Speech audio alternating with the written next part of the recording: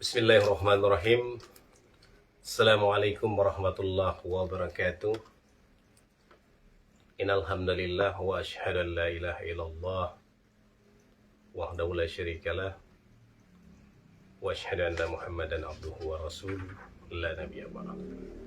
Allahumma shalli wa sallim wa barik ala Muhammad wa ala alihi wa ashabi wa man tabi'ahum ihsan ila yaumil qiyamah. Sahabat yang dimuliakan Allah Subhanahu wa taala, alhamdulillah pada malam Jumat kali ini kita bertemu kembali pada pembacaan kitab yang kelima. Pada pembacaan kitab ini yang kelima ini terkait dengan mengenal baginda Rasulullah Sallallahu Alaihi Wasallam.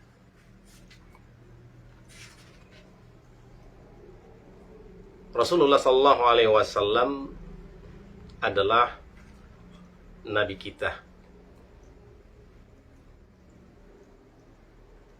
adalah Nabi yang terbaik yang diutus Allah kepada seluruh umat manusia, terbaik dari segala hal, terbaik dari segi fisiknya, terbaik dari segi akhlaknya, terbaik dari segi keturunannya. Pada intinya adalah Rasulullah SAW ini adalah manusia yang terbaik dari segala sisi kehidupan manusia. Oleh karena itu, setelah Rasulullah SAW maka tidak ada lagi Nabi dan Rasul sesudahnya. Untuk mengenal lebih dekat tentang Rasulullah Sallallahu Alaihi Wasallam, ada beberapa kitab yang menjadi bahan bacaan pada malam hari ini adalah yang pertama, biografi Rasulullah Sallallahu Alaihi Wasallam, sebuah studi analitis berdasarkan sumber-sumber yang otentik, karya Dr. Mahdi Rizqullah Ahmad. Buku ini diterbitkan oleh Kisti Press. Kemudian ada kitab Sirah Nabawiyah Ibnu Hisam, jilid 1 dan jilid 2. Ada juga buku Sirah Nabawiyah karya Syekh Safiur Rahman Al-Mubakuri. Dan bagi sahabat Facebook yang ingin mengenal Rasulullah SAW dari segalanya, termasuk kelahirannya sampai dengan bentuk fisiknya, warna rambutnya, warna kulitnya, dan sebagainya, boleh membeli buku karya Imam Ibnul Jauzi. Judulnya ada Al-Wafah.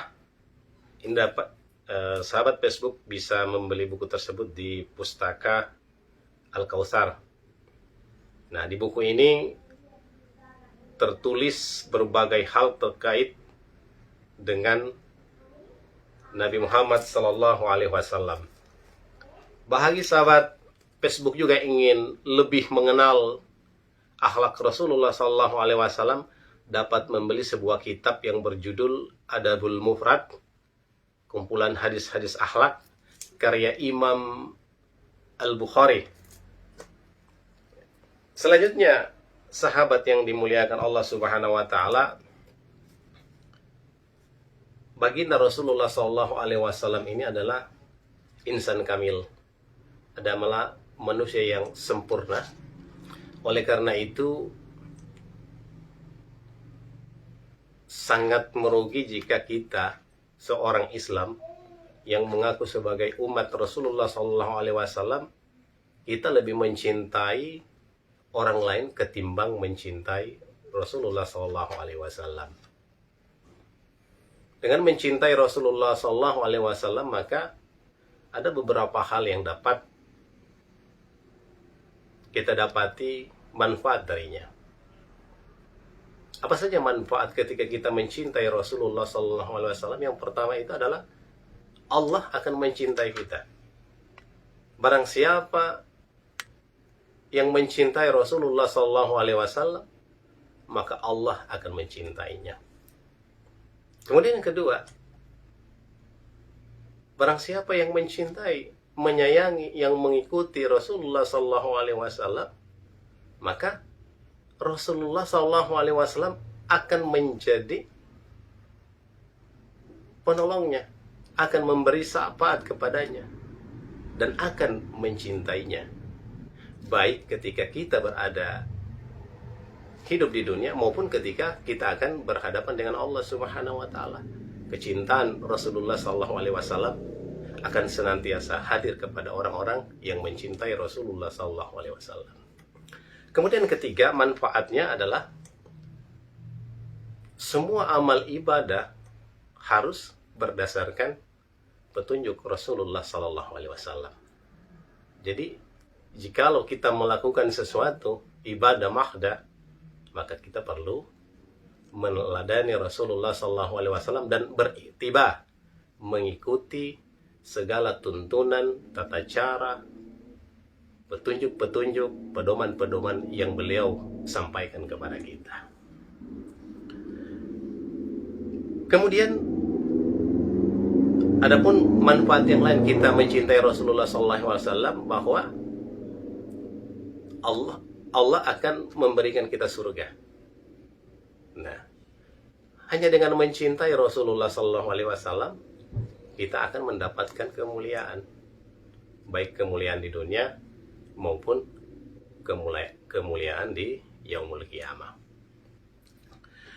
Selanjutnya, sahabat Facebook, dari segi nasab atau keturunan, Rasulullah SAW memang dipersiapkan Allah merupakan keturunan dari manusia-manusia terbaik yang pernah diciptakan oleh Allah Subhanahu wa taala.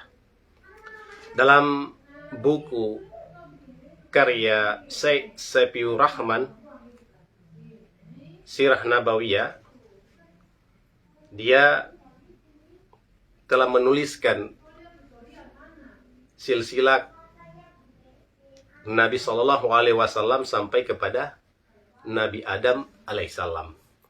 Jadi memang Nabi kita, Nabi Muhammad SAW memang adalah Nabi yang terbaik, baik dari segi sifatnya, penciptaannya, silsilahnya, ilmunya, maupun akhlak-akhlak beliau.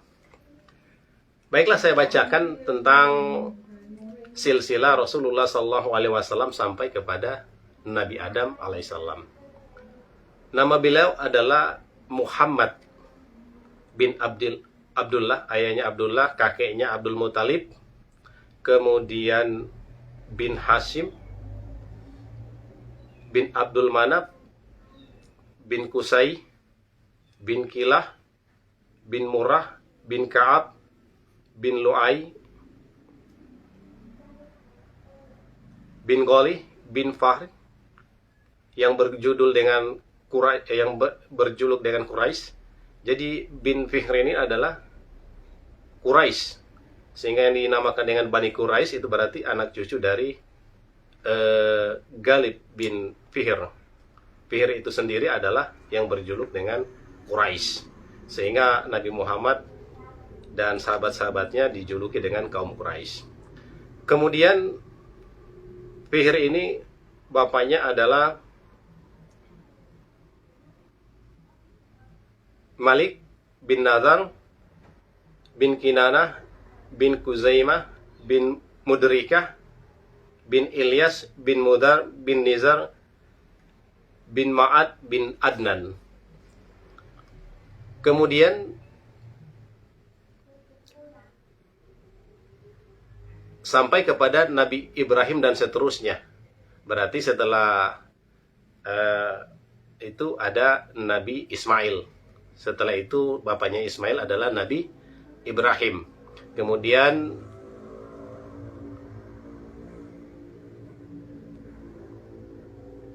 setelah itu bin Tarih, bin Nahur, bin Saruk, bin Ran, bin Falak, bin Aibar, bin Shalat, bin Arfakashad, bin Sam, bin Nabi Nuh alaihissalam, bin Lab, bin Mutasayalak, bin Aknuk, bin Idris alaihissalam, bin Yar, bin Mahlail, bin Kainan, bin Yanisha, bin Syaid, bin Adam alaihissalam. Jadi Nabi kita ini, Muhammad, adalah memang berasal dari keturunan-keturunan yang terbaik. Jadi silsilahnya terjaga, mulai dari Nabi Ismail sampai kepada Nabi Adam alaihissalam. Selanjutnya, sahabat Facebook yang dimuliakan Allah Subhanahu wa taala, selanjutnya apa saja kewajiban kita terhadap Rasulullah Sallallahu Alaihi Wasallam?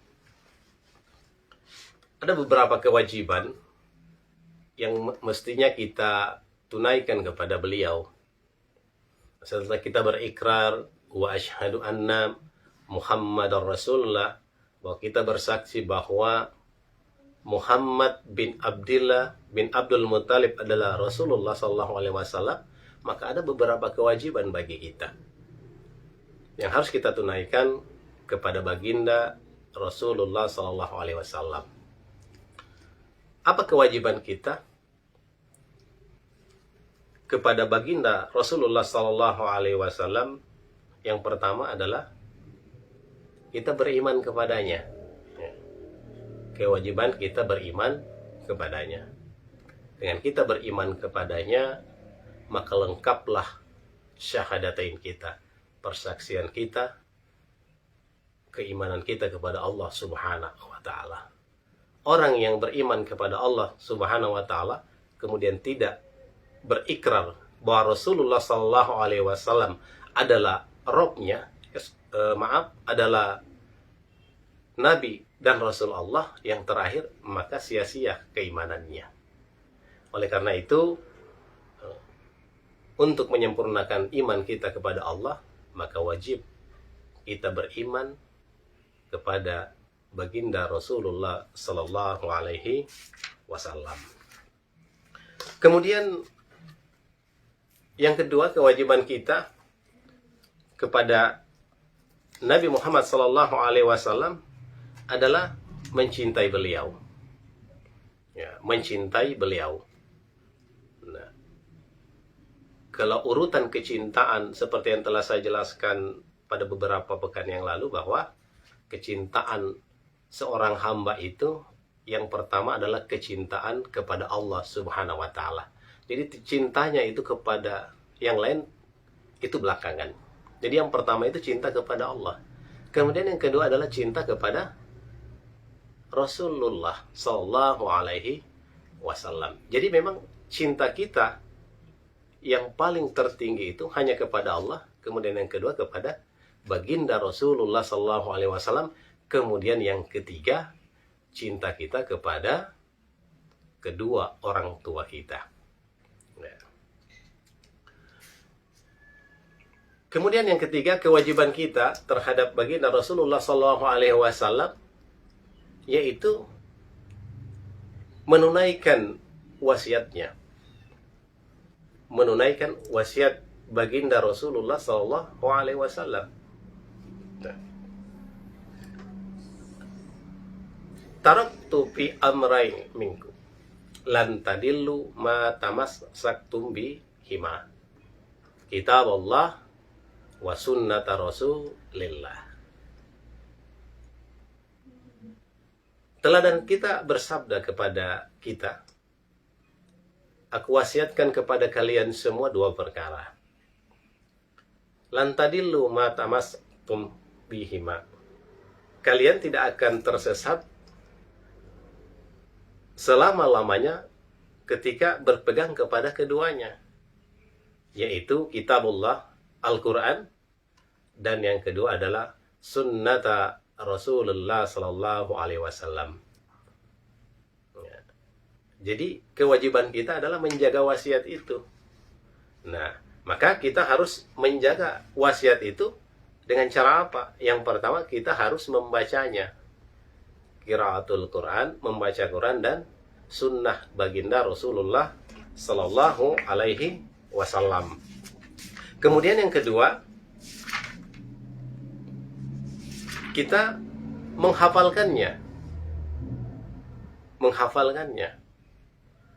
Al-Quran dan menghafal sunnah Rasulullah SAW sesuai dengan kemampuan.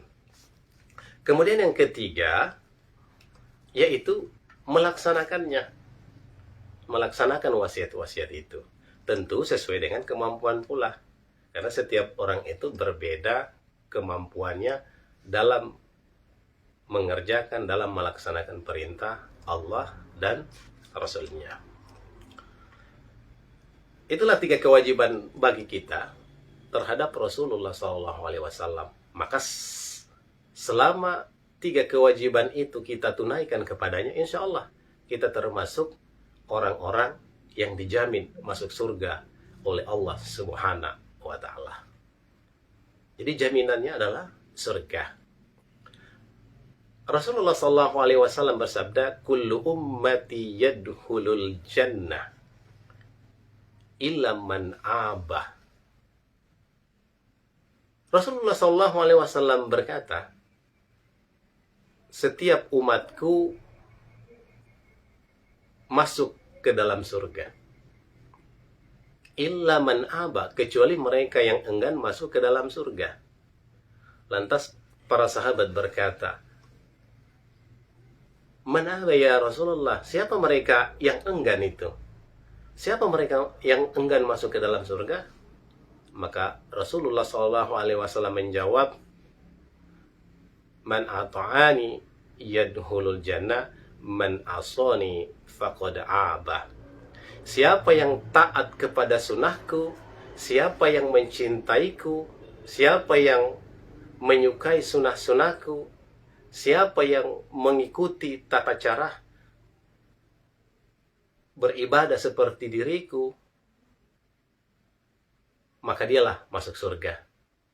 Dan barang siapa yang taat, yang menyelisih, yang mengingkari sunnahku dan mengingkari diriku, faqad aba, sesungguhnya mereka yang enggan masuk ke dalam surga.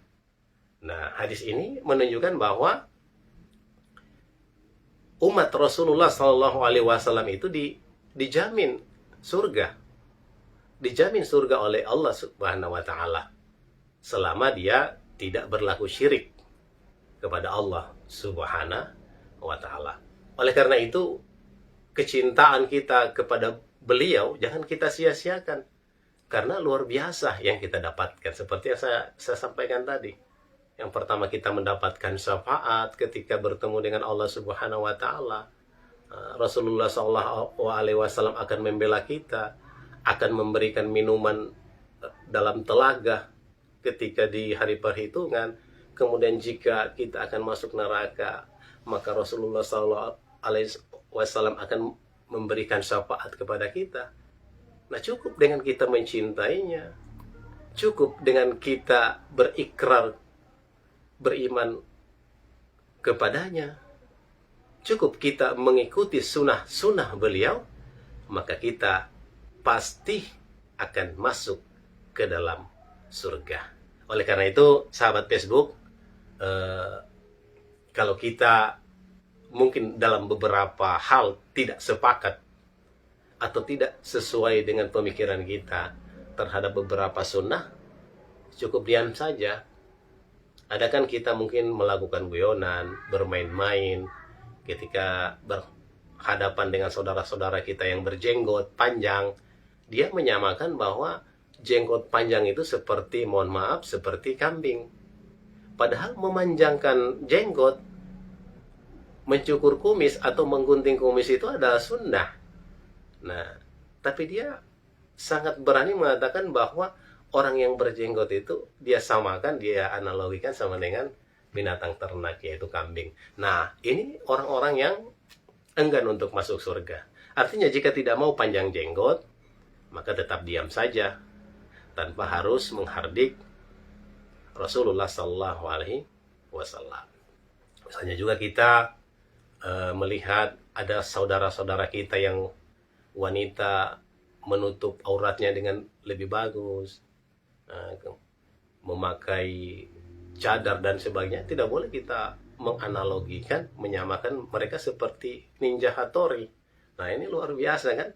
Kalau kita tidak mampu melaksanakan atau kita tidak suka dengan itu, sebaiknya diam saja. Karena jika kita melakukan hal-hal yang seperti itu, maka kita dikategorikan dengan illa man abah. Mereka adalah umat Rasulullah Sallallahu Alaihi Wasallam yang enggan masuk ke dalam surga.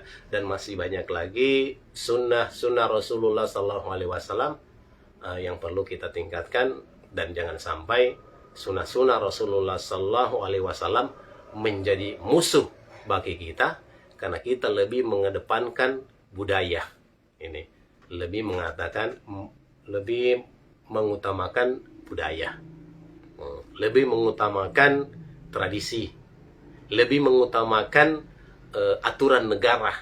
Nah, padahal itu bertentangan dengan sunnah Rasulullah Sallallahu Alaihi Wasallam. Jadi jika diadakan sebuah pemilihan, harus memilih budaya, memilih tradisi, atau memilih aturan negara, kemudian memilih sunnah Rasulullah Sallallahu Alaihi Wasallam, maka saya menghimbau kepada semuanya, jangan pilih yang ketiganya. Pilihlah sunnah baginda Rasulullah Sallallahu Alaihi Wasallam.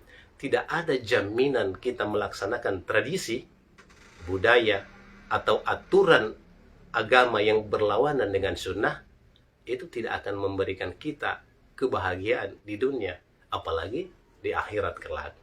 Oleh karena itu, mungkin di zaman modern ini banyak sekali sunnah-sunnah yang berselisih dengan tradisi, dengan budaya, dengan aturan-aturan negara, dalam tanda kutip, ya, aturan negara yang tidak terlalu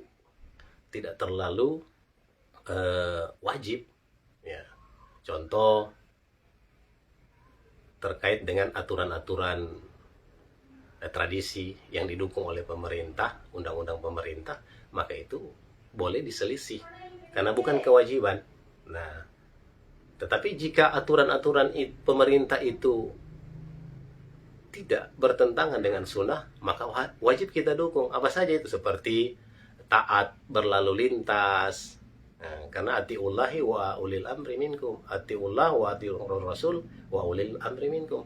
Jadi ketika ada lampu merah, ya kita diboleh ini kan kadang ada 1-2 orang, ya. Ketika ada lampu merah, dia melewati lampu merah, malah tidak. Ya. Jadi sunnahnya adalah mengikuti pemimpin yang taat juga kepada Allah Subhanahu Wa Taala. Artinya jika lampu merah, berhentilah. Umat Rasulullah Sallallahu Alaihi Wasallam itu adalah orang yang taat terhadap seluruh aturan. Nah, aturan yang baik, ya. Seperti misalnya ada aturan yang baik dalam pemerintah, misalnya dilarang merokok. Mohon maaf bagi para perokok, karena merokok itu dapat merusak kesehatan. Nah, itu diikuti. Nah, gitu. Jadi tidak boleh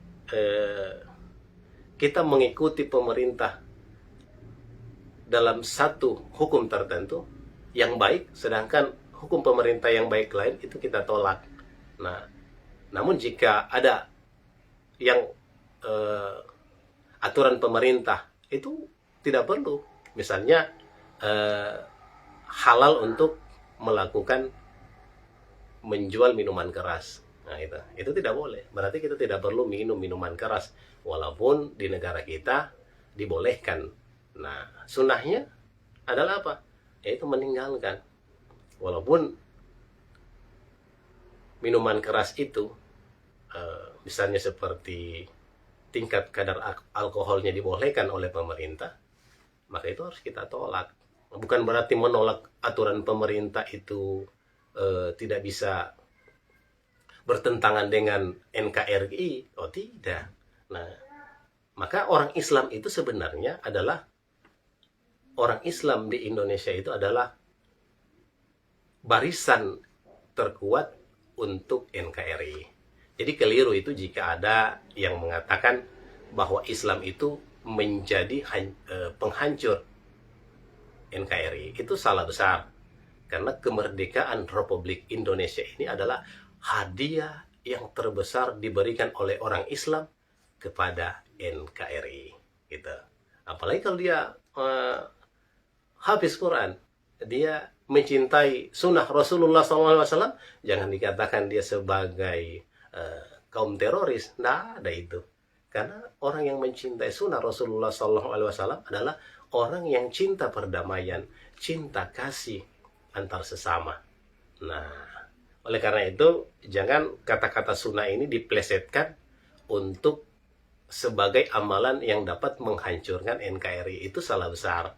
Sekali lagi bahwa orang yang mencintai sunnah baginda Rasulullah SAW adalah orang yang menghidupkan NKRI. Sebaliknya, orang yang tidak mencintai sunnah Rasulullah SAW adalah orang yang akan merusak NKRI. Seperti itu. Untuk mengakhiri bacaan pada hari ini, saya ingin membacakan beberapa mukjizat yang Allah berikan kepada baginda Rasulullah SAW, kepada sang teladan kita. Apa saja mukjizat yang diberikan Allah kepada beliau? Yang pertama adalah mukjizat yang terbesar, yaitu Al-Quran. Tidak ada sebuah mukjizat yang diberikan kepada para Rasul Allah sebelum Nabi Muhammad terbesar, yaitu Al-Quran. Kalau Nabi Isa diberikan mukjizat dapat menghidupkan orang mati, kemudian bisa berbicara masih bayi, dan sebagainya. Nabi Musa bisa berbicara dengan Allah Subhanahu wa Ta'ala, tongkatnya bisa membelah lautan, tongkatnya bisa menjadi ular yang sangat besar. Begitu juga dengan mukjizat-mukjizat Nabi yang lain. Tetapi semua mukjizat yang diberikan Allah kepada para Rasul dan Nabinya itu tidak ada yang menandingi mukjizat yang diberikan kepada baginda Rasulullah SAW, yaitu Al-Quran. Oleh karena itu tadi Rasulullah SAW berpesan, aku tinggalkan 2 wasiat perkara, kalian tidak akan pernah tersesat untuk selama-lamanya selagi kalian berpegang kepada keduanya, yaitu kitab Al-Quran dan sunnah Rasulullah SAW. Kemudian yang kedua, mukjizat yang diberikan Allah kepadanya, yaitu mukjizat membelah bulan. Ya, kalau Nabi Musa dengan tongkatnya dapat membelah lautan sehingga kaumnya bisa melewati laut dan selamat dari penindasan Firaun, maka baginda Rasulullah SAW hanya dengan doa beliau dapat membelah bulan itu dengan kedua jarinya seperti ini. Nah, dia mampu membelah bulan itu dengan kedua jarinya. Ketika kaum Quraisy kafir Mekah meminta kepadanya tentang mukjizat yang diberikan Allah kepadanya, maka dia pun diberikan tantangan untuk membelah bulan. Maka dia belah itu bulan, dia ambil, kemudian dia belah. Dan memang berdasarkan penelitian oleh orang yang ahli di bidang ini, bahwa memang bulan itu pernah terbelah. Luar biasa.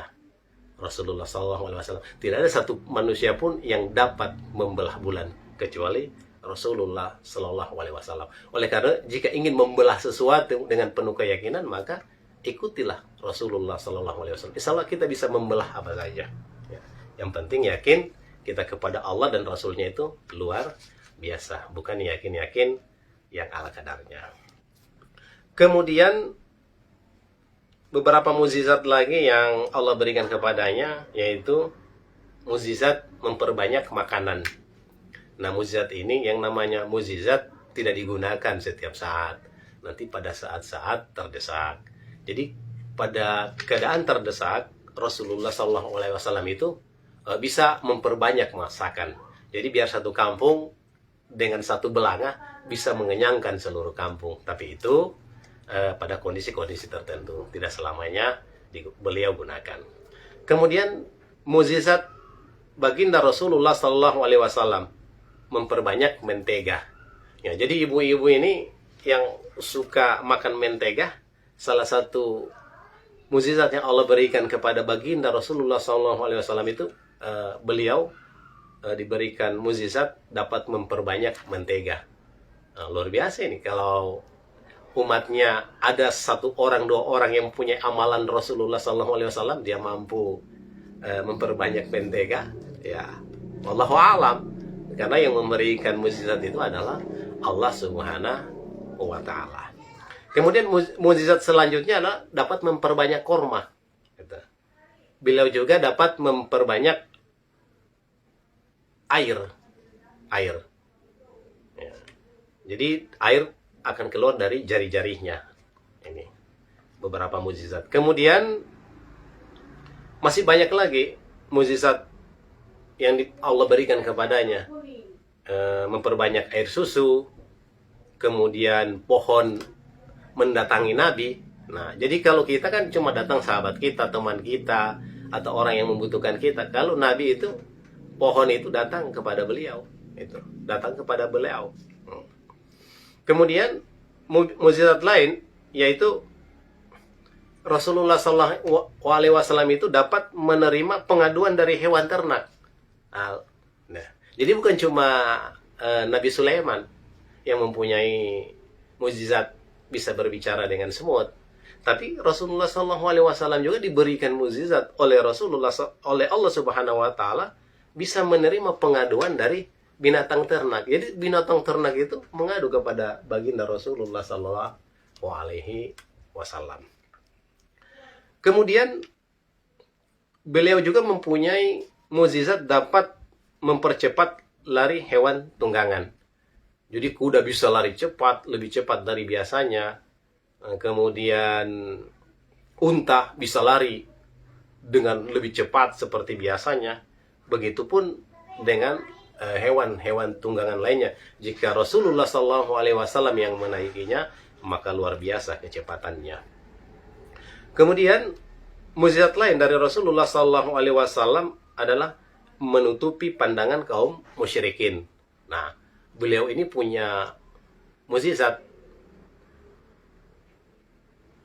Beliau dapat menutupi pandangan kaum musyrikin. Jadi jika ada kaum muslimin di sana, kemudian beliau bisa menutupi pandangan sehingga orang musyrikin itu tidak bisa melihat orang muslim atau bisa melihat Rasulullah Sallallahu Alaihi Wasallam. Kemudian mukjizat dalam menghancurkan berhala. Ya. Kemudian Rasulullah Sallallahu Alaihi Wasallam juga bisa mengetahui perkara-perkara yang akan terjadi di masa yang akan datang. Nah, jadi orang-orang yang mengkaji sunnah Rasulullah Sallallahu Alaihi Wasallam, maka dia akan bisa mengetahui beberapa peristiwa yang akan datang. Nah, karena memang salah satu mukjizat yang Allah berikan kepadanya bahwa ilmu sunnah hadis yang dia sampaikan kepada sahabatnya merupakan perkara-perkara sesuatu yang akan terjadi di masa yang akan datang. Kemudian mukjizat yang lain, Rasulullah SAW bisa melunakkan batu menjadi lebih lembeh atau menjadi lebih lunak. Kemudian pohon merintih kepada Rasulullah SAW, kerikil bertasbih di tangan baginda Rasulullah SAW. Kemudian Rasulullah SAW tidak dapat terlihat oleh orang musyrik yang bermaksud menyakiti beliau, sehingga memang beberapa peristiwa jahat yang dilakukan oleh kaum Quraisy untuk membunuh Rasulullah SAW itu senantiasa batal, gagal, karena memang Allah menyembunyikan Rasulullah SAW dari pandangan kaum musyrikin. Selanjutnya masih banyak lagi kalau kita berbicara tentang mukjizat yang Allah berikan kepadanya. Jika mau ditulis dengan pena, maka akan kehabisan tintanya. Oleh karena itu kita sebagai umat Rasulullah Shallallahu Alaihi Wasallam jangan sampai kita tidak menjadi umatnya yang terbaik. Oleh karena itu, mulai dari sekarang ya kita sebaiknya lebih memperbanyak hadis Rasulullah Shallallahu Alaihi Wasallam. Kita senantiasa mencintai diri beliau, kita mencintai sunnah-sunnah beliau, dan kita mencintai keluarga-keluarga beliau. Karena memang kewajiban bagi kita adalah selain kita memuliakan Rasulullah Shallallahu Alaihi Wasallam, kita juga disuruh untuk mencintai anak cucunya sampai di yaumil kiamah. Oleh karena itu, sebagai akhir dari bacaan kitab terkait dengan mengenal Rasulullah SAW ini, bagi sahabat Facebook yang ingin mengenal Rasulullah SAW lebih jauh, dapat membeli buku Al-Wafah. Di sini dijelaskan tentang kepala beliau, kening beliau, alis beliau, mata beliau, pipi beliau, hidung beliau, jenggot dan sebagainya.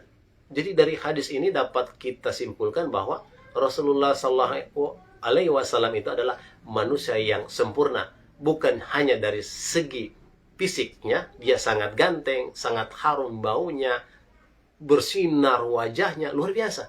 Tidak ada satupun manusia yang seperti dia. Dia juga memiliki akhlak yang sangat baik. Oleh karena itu, ketika ditanya akhlak baginda Rasulullah Sallallahu Alaihi Wasallam kepada istri beliau Aisyah, maka Aisyah menjawab bahwa akhlak Rasulullah Sallallahu Alaihi Wasallam adalah Al-Quran.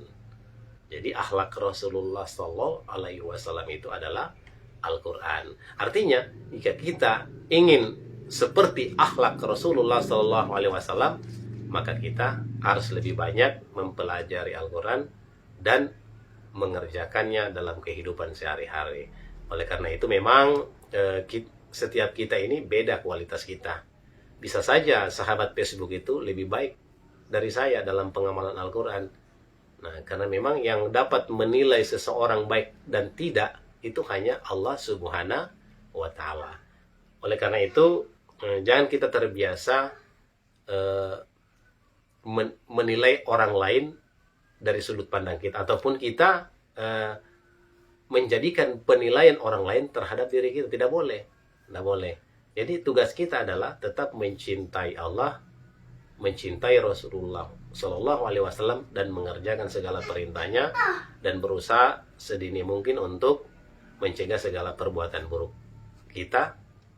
Karena memang setiap kita itu beda kualitas kita dalam mengerjakan kebaikan dan melanggar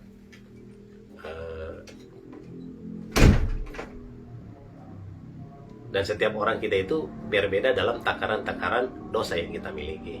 Oleh karena itu, sebagai akhir dari bacaan kitab kali ini, marilah kita mengenal baginda Rasulullah Sallallahu Alaihi Wasallam, dan kita akan senantiasa mengutamakan sunnah dalam menjalani kehidupan kita di dunia, sehingga kita termasuk orang yang akan sukses di dunia, dan kita akan sukses di akhirat kelak, insya Allah. Semoga kita yang menjadi umat beliau dan cinta kepada sunnahnya akan mendapatkan surga seperti yang dijanjikan oleh Allah Subhanahu wa Ta'ala, dan akan mendapatkan keringanan di kubur, dan akan mendapatkan kemudahan ketika di hari perhitungan berada di telaga Rasulullah Sallallahu Alaihi Wasallam. Demikian yang dapat saya sampaikan pada malam Jumat kali ini.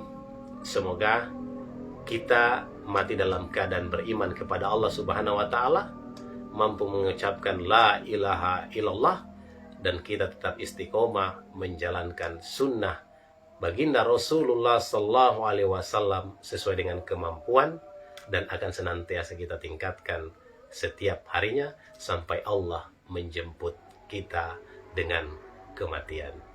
Barakallahu fiikum, summa assalamu alaikum warahmatullahi wabarakatuh.